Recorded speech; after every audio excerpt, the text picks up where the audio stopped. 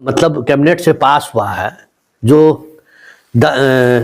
सक्षमता परीक्षा की बात कही गई है, ये अब इसमें संशोधन सरकार के स्तर पर ही हो सकता है। अब हम लोग इस पर कोई संशोधन नहीं कर सकते हैं, क्योंकि जिस समय ये प्रस्ताव जा रहा था उसी समय अगर इन सब बातों का उल्लेख होता कि एसटीईटी पास हो, टेट पास हो, या फिर जो बीपीएससी में जिनको जो न्यूनतम कट ऑफ मार्क्स था, मतलब क्वालिफाइंग मार्क्स था, उससे ज़्यादा जो लोग लाए हैं उनको हम राजकर्मी का दर्जा दे दें, तो ये कोई प्रावधान आज के नियमावली में नहीं है। इसलिए संतोष जी, इसमें हमें नहीं लगता है कि कुछ हो पाएगा। बस अब एक ही चीज़ है कि ज़्यादा से ज़्यादा लोग इन विषयों को लेकर आवाज़ उठाएं, अपने जनप्रतिनिधि से मिलें, ट्विटर पर मुहिम चलाएं।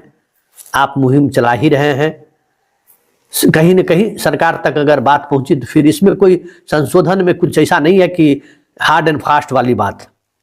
ये और ये प्रावधान जोड़ना भी जो है मतलब कानून के सम्मत ही है, मतलब कानून के विरोध भी नहीं है, क्योंकि ऑलरेडी जो परीक्षा बीपीएससी कंडक्ट की है और उसमें जो रिजल्ट में आया है उसमें काफ़ी नियोजित शिक्षक भी कम्पीट किए हैं।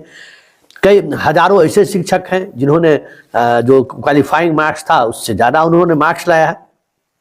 तो ये जो आपका तर्क है, उस तर्क को स्वीकार करना हमें लगता है कि न विभाग के लिए असहज है, न सरकार के लिए असहज है। हाँ, लेकिन उपयुक्त जगह पर ये बातें पहुंचानी होगी, बिना वहां पहुंचाए हुए संभव नहीं है, क्योंकि सरकार के स्तर पर निर्णय हो चुका है। अब इसमें संशोधन करने के लिए है कि सरकार के तक ये सही बातें पहुंचे। जहां तक विभाग का सवाल है, तो विभाग आपकी इस खबर के आधार पर कुछ चीज़ों को हम लोग बढ़ाने की कोशिश करेंगे। अब मंत्री जी पहले से ज़्यादा मजबूत हुए हैं, तो मंत्री जी भी इस बात को अगर आगे बढ़ाएं तो फिर ये चीज़ें हो सकती हैं, क्योंकि मंत्री जी तो पब्लिक डोमेन के लोग हैं, पब्लिक ग्रीवांसेस को उन्हें सुनना चाहिए, और ये कहीं से भी गलत नहीं है। हैं कि जैसे ही बिहार विद्यालय परीक्षा समिति फॉर्म भरने का डेट जारी करेगा, हमारे आपके कहने से 1% भाई बहन भी नहीं मानेंगे, सबके सब फॉर्म भरेंगे और भरना भी चाहिए। लेकिन उस फॉर्म में स्पष्ट है कि फॉर्म भरते समय ही हमें 3 जिला का ऑप्शन देना पड़ेगा, और हमारे मेगा अंक के आधार पर उस 3 जिला में कहीं भी हमारी पोस्टिंग होगी। यदि मेगा अंक के अनुसार उस 3 जिला में हम नहीं हो पाते हैं तो पूरे बिहार में कहीं भी हमारा पोस्टिंग हो जाएगी। और चूंकि यह जिला स्तर पर एकल कैडर है, इसलिए उसी जिला में पूरी जीवन हमको नौकरी करना पड़ेगा, या पुनः जिला ट्रांसफर कराएंगे भविष्य में। अगर ऐसा नियम आता है, अभी ऐसा नियम नहीं है, तो हमें सारी वरीयता खो करके उस दिन से करना पड़ेगा। मैं तमाम शिक्षक साथियों और नेतृत्वकर्ताओं से बार बार आग्रह करके कहा हूं कि हमें इसका निकालना चाहिए समाधान, और निश्चित रूप से जब हमारा एकल संवर्ग है तो हमें एक जिला में ही पोस्टिंग होना चाहिए, और हमें जिला के अंदर ही रखने का प्रावधान होना चाहिए।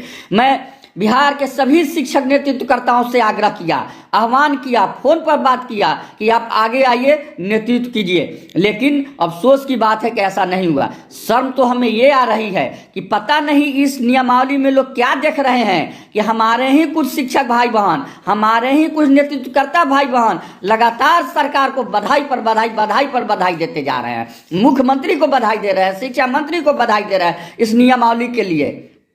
ये जहरीला नियमावली में लोग क्या देख रहे हैं, वेतन हमें उतना ही मिलेगा जितना मिलता था, ट्रांसफर हमारा हो सकता है मोतिहारी में है तो कल बांका हो जाए, गया हो जाए, कहीं पोस्टिंग हो जाए, जीवन भर वहां रहना पड़ेगा।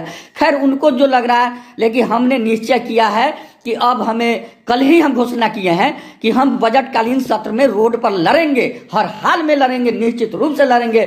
सरकार से आग्रह करेंगे कि हमारी बात को माने और इस नियमावली में जो त्रुटि है उसको सुधार